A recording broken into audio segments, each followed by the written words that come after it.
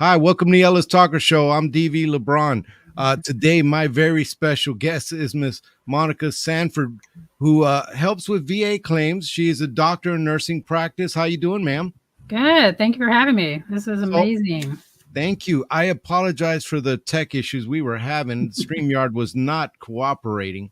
So, ma'am, I wanted to have you on and talk about VA claims, the do's and don'ts, because, there are a lot of do's and don'ts when dealing with the VA.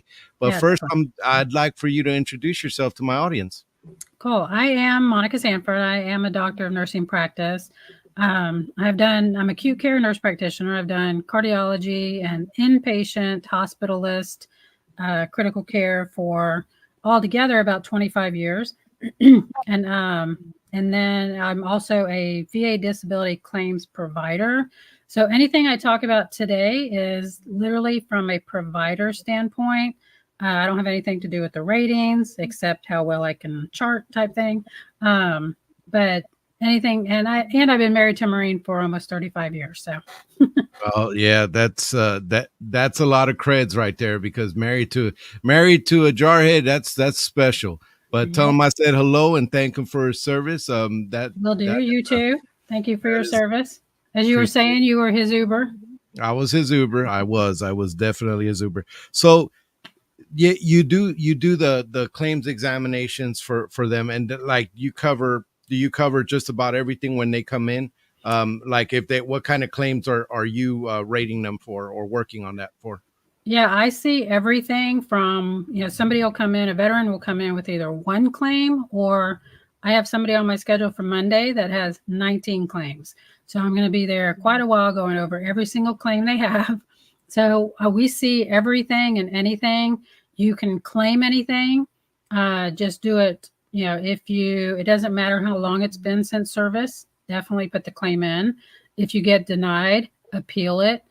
So just keep reclaiming it and or appealing it. But from a provider standpoint, when you come in to see me, the main things that I'd like to share is for the veteran to, one, if they were especially in Iraq, Afghanistan, Vietnam, to have a TERA, a toxic exposure memorandum done from their VA. So they will do the toxic exposure exam or memo, and they will upload that in the chart so I have it. But then you come prepared as much as possible, come comfortable as much as possible, especially if you have anything to do with your lower extremities or your feet, things like that, because we have to take your shoes off, socks off, things like that, just to look at everything and do a head to toe physical exam.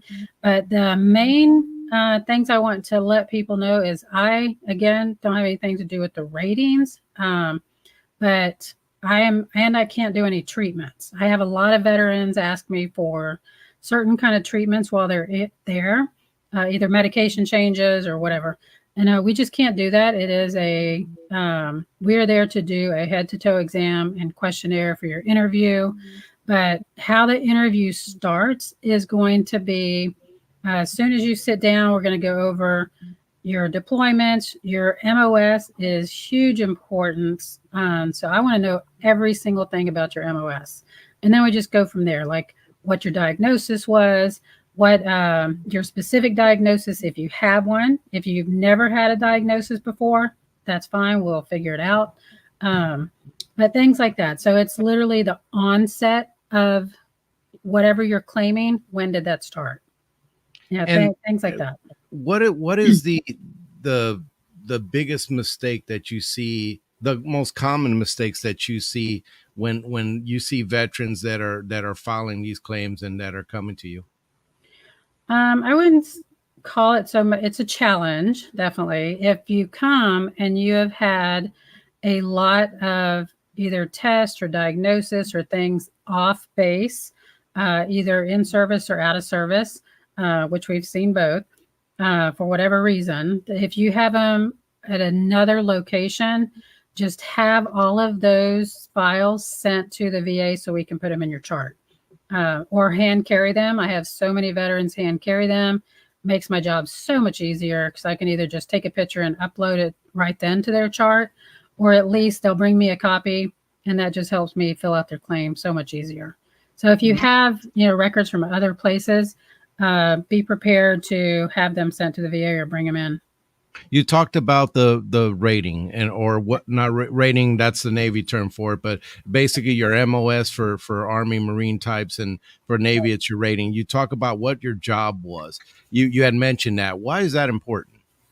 Well, to me, like if you were, yeah, a lot of veterans have, very specific. They're occupational, because when I'm filling out a claim, I put you were exposed to occupational hazards and what that occupation was. If you were an aircraft mechanic and spent hours a day either lifting heavy engines or using hand tools and just cranking on hand tools all day, and now your wrist hurt, your fingers hurt, you have arthritis in them, things like that. So the MOS is huge important if you were um, exposed to occupational exposures, environmental exposures, and of course, if you were in anywhere that had burn pits, if you were exposed to gases, fumes, any kind of burn pit, any kind of irritants, any kind of particulate matter, I put all of that in, that you were exposed to hazards in some way, shape, or form. But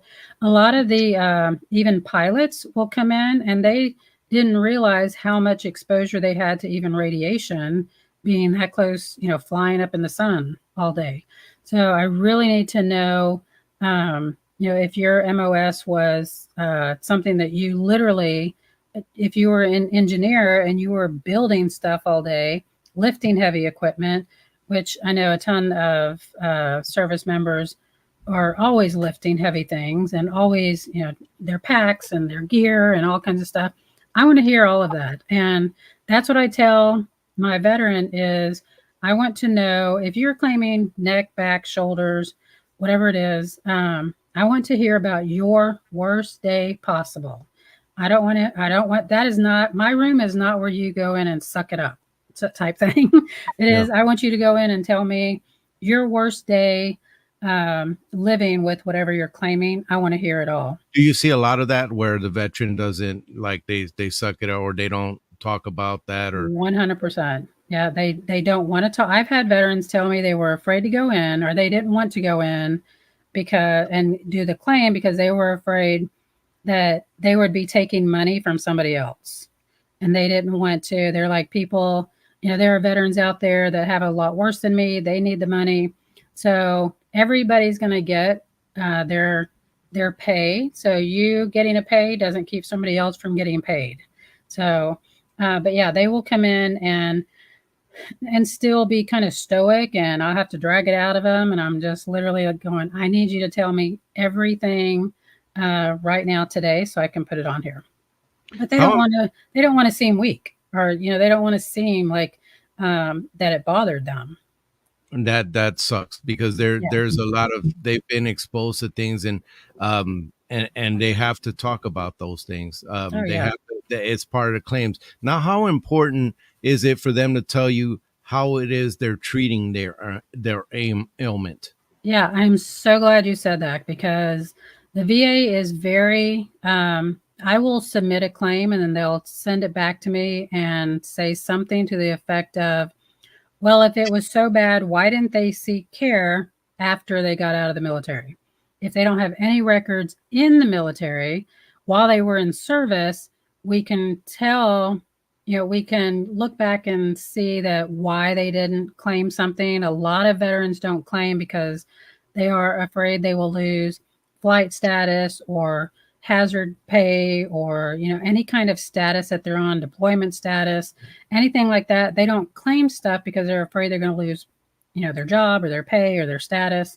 So we work that in, but I still tell the story of how they got hurt and what happened when even if you were, you're in service and you go off base and you get in a car accident or something off base, and it wasn't a training exercise, all of that counts. So you're still in service. So you need to tell us everything. But then, they'll come back and say, okay, well, why didn't they get care after?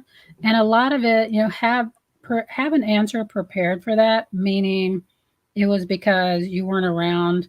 It didn't meet the level of emergency care, or you didn't want to go to be seen at primary care because of the cost, or you didn't have any more insurance, or whatever it is why you didn't be seen. I have a lot of veterans tell me because they're going to give me Motrin and tell me I have to have surgery, and they don't want that. So it's Mhm. they want. I mean, we hear everything. So just think about it and go, this has really been bothering me. But I also have veterans that bring in their spouse, and the wife is going, I've been telling him for years to go be seen, things like that.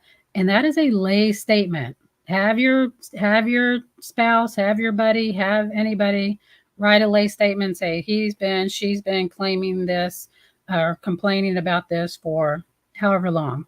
How That's important are those statements?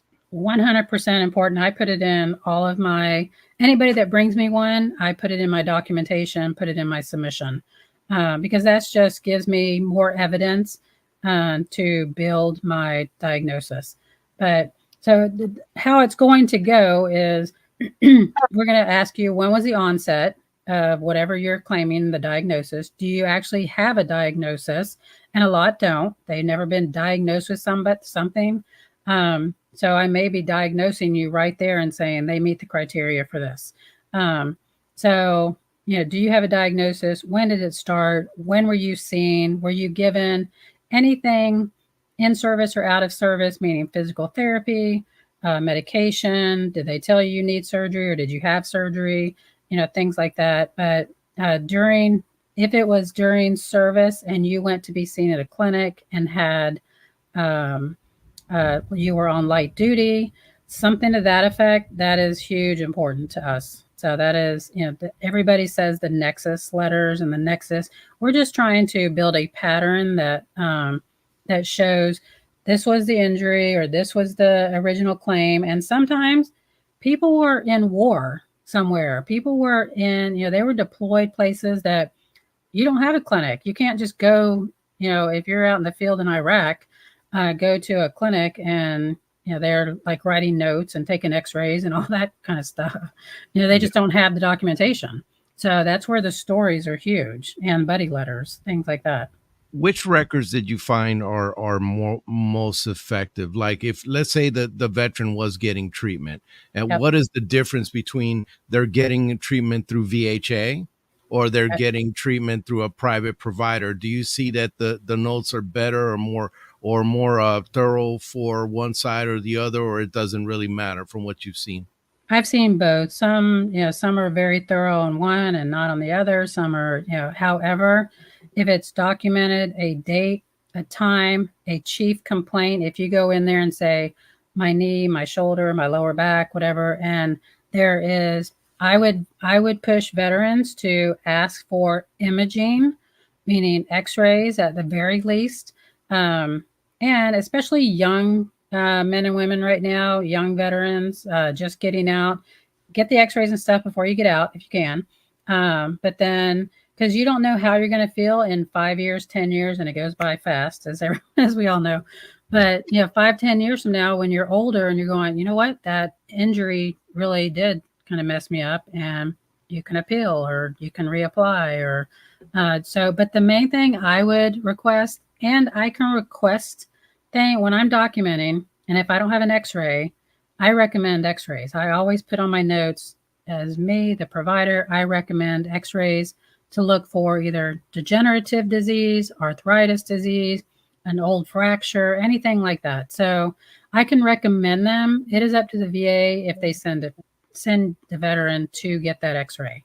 So if the x-ray is already done, that's amazing. But just the documentation itself that you went somewhere to be seen and your chief complaint was whatever, your back pain, your feet pain, whatever, sinus issues, and they gave you either over the counter stuff or they gave you a prescription. They did some imaging. That is, sorry, can you hear that? Yeah. Huge Oh, thundering, crack of thunder, right? It's storming here in Florida. But yeah, anything that documents like that and document a clinic note is of huge importance. So if you're right. still in the service, go be seen for whatever claim you have now. and ask for imaging if they can do it. But I do want to say, and that if you're with me and I want to order something and I ask the VA, please order these X-rays or MRI or CT, whatever. Big ones are PFTs, pulmonary function test, or sleep apnea testing. So if I order those, it just kind of delays the process a little bit. So just be patient, because then you have to go get the test. They have to send it to me, resubmit it. I put all the documentation of the result and then redo the chart. So sometimes it takes a little bit of time, but definitely worth it. The reason why I brought up the going to outside care versus dealing with VHA was because when I did my sleep apnea claim, I actually went to a private doctor and got all the private. Now, I'm fortunate to be able to have insurance to be able to do that. But I did go to a private doctor, went, got the sleep study, wrote there. And now here's the thing, like a lot of veterans don't know, the VA tells you what they're looking for when it comes to injuries. It's on CFR VA. If you put CFR VA in Google, you can literally, it'll pull you to page and they list everything that they rate for and how and what they're looking for. So I had a positive sleep apnea, and the doctor wrote a script for CPAP, which is, a certain percentage there. And then, then where one of the things where sleep apnea, and I know you're familiar with this, there's been proven studies that certain medications you take, certain things that they give you, like, let's say for PTSD, they will have an effect on your sleep pattern and sleep apnea. So the doctor saying something like more likely than not related to his military service on a scribe, that does help. Have you seen that kind of stuff? And can you talk about how important wording is? Wording is everything. It literally is. As far as my favorite sentence though too is, when I'm kind of rounding it out, is this service connection cannot be excluded. Meaning there is so many things going on with the veteran. I cannot say with 100%, reasonable doubt type thing that this didn't cause it. So of course it caused it. It can't be excluded that it caused it. Just the same with the PFTs and the sleep apnea study. Is sleep apnea, a ton of medications can exacerbate that. So for like you said, PTSD, for any kind of TBI, any kind of pain medications, any kind of, a lot of people are on different kind of sinus medications because of Gulf War exposures and burn pits and gases, fumes. If you are on a flight line, working on a flight line, and you're exposed to a ton of fumes and the fire foams and all of that kind of, and the cleaning things, that is a huge claim, is sinuses. And any kind of, the occupational exposure, like I said, the environmental exposures with sand, dust, the things like that, but also skin, anything having to do with your skin.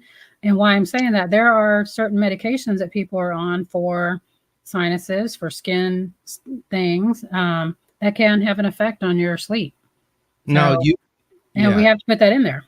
Yeah, no. And you know what? We're kind of skirting around it, but I want to ask you, how important are secondary conditions? Because when a veteran is trying to get rated, or they're trying to get help from the VA on that benefit side, they're filing claim for this and filing claim for that. And I tell them, look, there are things that if you're rated, there are secondary conditions. That means that the condition was exacerbated or caused by, like for instance, if you've had back problems, right, and you have sciatica down your leg, that's radiculopathy, and that's a secondary to that. Can you talk to my audience about secondary conditions and how you tie them in your practice when you're doing like the DBQs and stuff?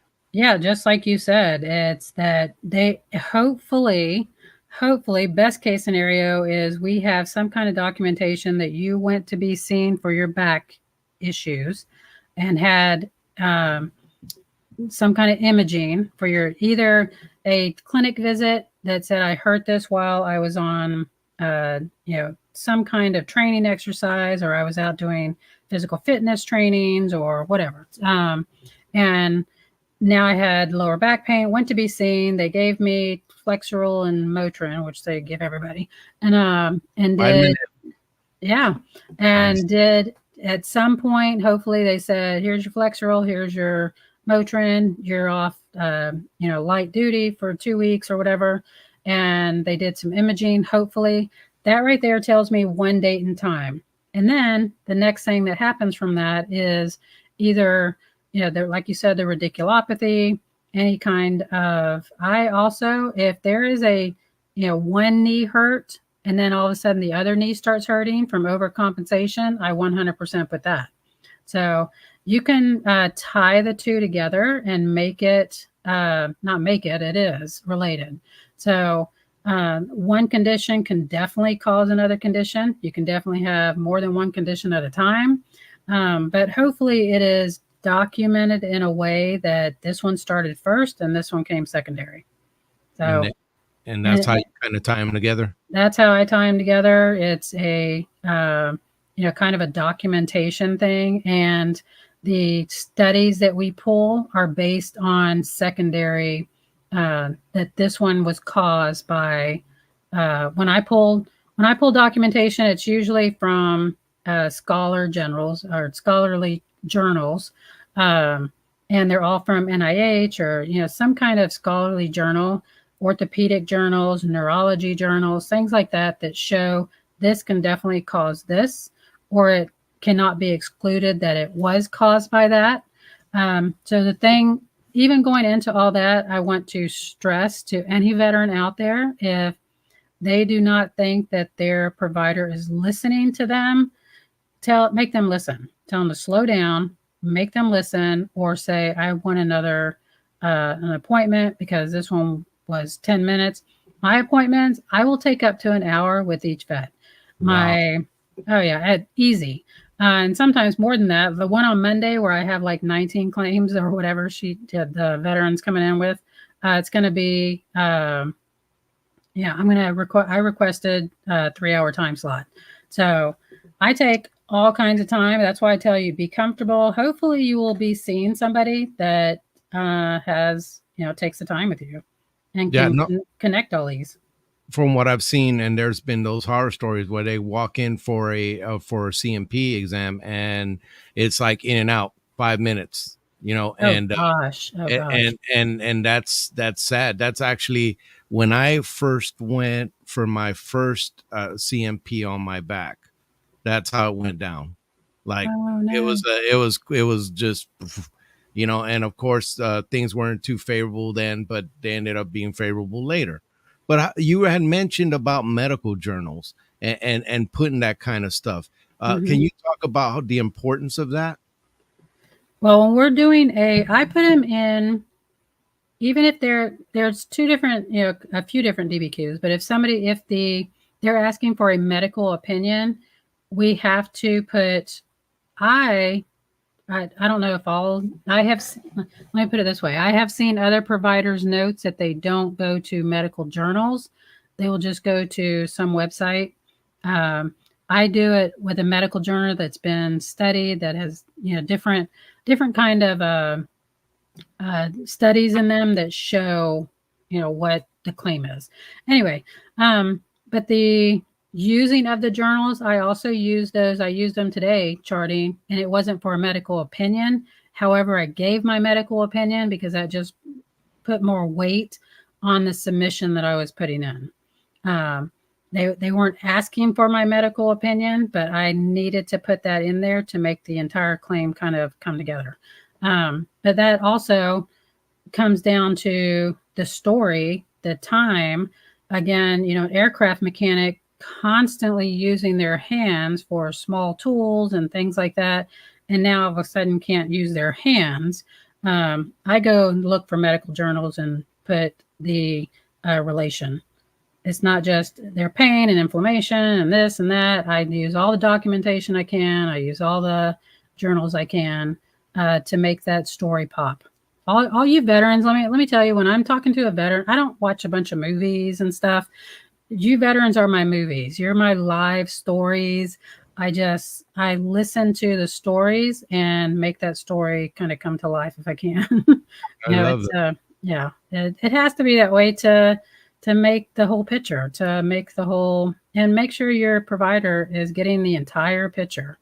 So Thank you. let And me just say too, the if you have scars from anything, um, something just popped in my head about the knee I was talking about. If you have scars anywhere on your body, we're going to need pictures of those. We're going to need measurements of those. We're going to need you, wherever they are, you're going to have to drop trowel or take your shirt off. When I say get comfortable, because we're going to need to see those scars and measure those scars and take pictures of those scars, and especially if you're claiming that scar. But what um, you can and claim the scars. I didn't, that those are yeah, things that, yeah, and so be ready if you do have a scar from a surgery or something. Be ready to claim that too. yeah, no, I literally just told my uncle. My uncle's a Vietnam vet, and last year at Thanksgiving, I said, "Have you done your claim?" And he had no idea. So that's the biggest thing now is veterans don't know what they're entitled to. They don't know what they can claim, how they can claim. They just don't know what they're entitled to, period. So I went over everything with my uncle, and he had gotten injured in Vietnam with a huge scar down his back. And I said, yes, you can claim that scar. You can claim this, that, and the other, whatever. So he claimed a bunch of stuff, and literally it's taken 6 months, and he's just now getting his first checks. But Wow. yeah, so I was like, I just saw him a couple days ago, and he was literally going, I can't believe I waited so long to do this. So don't wait, get started on it, get all your kind of ducks in a row, and as much documentation as you can. And when I say documentation, it doesn't have to be medical documentation. It can be write down everything you can think of that you were exposed to, that you did when you were in service, that you did with your MOS. Just write it down, little narrative note or little bullet points. So when you come to see me or your provider, you can just, go right down the list and say everything. It just makes it flow. Because Yeah. when you're in there, veterans don't remember sometimes. Yeah, you get the kind of the shock, and you're not thinking Yeah. about things, so it's better to go in prepared. Now, before I close out, the PACT Act, can you kind of briefly talk about how that's affected your practice and some of the things that you've seen when it comes to the PACT Act? Yeah, definitely. It was legislation, great legislation that passed last year that has passed, helping expedite a lot of claims that would have taken a longer time, put it that way. That is a lot of the presumptive services for Vietnam, Agent Orange, things like that are automatically kind of covered under certain respiratory issues, sinus issues, and then of course for Iraq and Afghanistan. So we get veterans coming in under the PACT Act. I will say since the PACT Act now, a huge kind of influx. So bear with everybody. We're trying to get everybody scheduled for their exams and get these charts in and get them rated. So it was kind of this huge influx, but they did hire a lot of people to do all this too.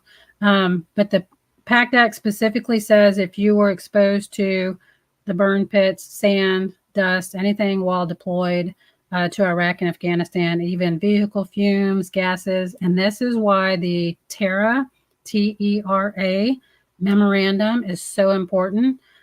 Just go to your va.gov, go to your nearest VA, go to your VSO, and ask them for a TERA memorandum, toxic exposure report, and they will go over everything that you were potentially exposed to, your MOS, where you were, and verify your deployments, things like that.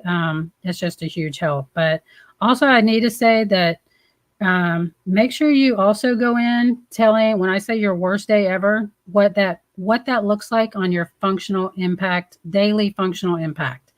If you are hurting your shoulders, arms, legs, whatever, and now you can't go grocery shopping, walking around the grocery store, you can't drive long distance because you can't lift your arm, things like that, or you can't travel, or you can't lift your kids, or however it is functionally impacting you, And that's a lot of the things I hear with veterans when I'm talking to them. Those are the things they don't, that doesn't come straight to mind. And I'm like, I want to hear everything. Does it hard for you to grip your toothbrush in the morning, or you shave yourself, or brush your hair? Whatever those little things are that irritate you, write them down, bring them in. How often does it incapacitate you? At That 100%. Yeah. like that is part of the way the VA looks at it. How Yep. often, how many incidents do you have in a week, in a month, in a and those kind of questions are stuff Yeah. that the VA definitely looks for. Yeah, your Uh, flare, your worst flare day, that you have to kind of crawl into bed, and if you have migraines, but there's migraines, sinuses, yeah, different kinds. You can claim anything. So just write it all down and go to your VSO and start telling them head to toe what you want to claim. Excellent. Well, Monica, look, it's unfortunately we're coming to the end of the show, but I do appreciate all the info you put down, and then having the patience earlier. On my show, I love to give my guests the last word. So go ahead and speak to the people of Ellis County and the people who watch my show.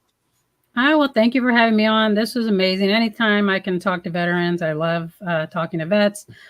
We are in Pensacola, Florida. Me and my Marine husband of 35 years. He's usually the co-host on my show, the Monica Sanford Show on Spotify, iHeartRadio, and it just got picked up for national for Reese Across America Radio. So catch it somewhere. I know, it's great. And so I can go to all kinds of veterans. So thank you so much for having me on. This was great. And go to your new. And let me say, a lot of veterans don't know what other things that they can qualify for. I'm talking about, break on your taxes, things like that, loans. Go into your VA or go to va.gov, but definitely go check out your nearest VA. And Texas provides a lot of those benefits. I've had Texas veterans on the director of that Oh, and cool. Texas Veterans Commission, and he talked. I mean, he went on for more than 5 minutes about some of the benefits that Texas offers. Yes. So if you're Yes. here in Texas, make sure you look at that, brothers and sisters. Again, thank you so much for coming on. Can you stick around after the show real quick? Yeah, definitely. Thank you for having me. Thank you. Bye.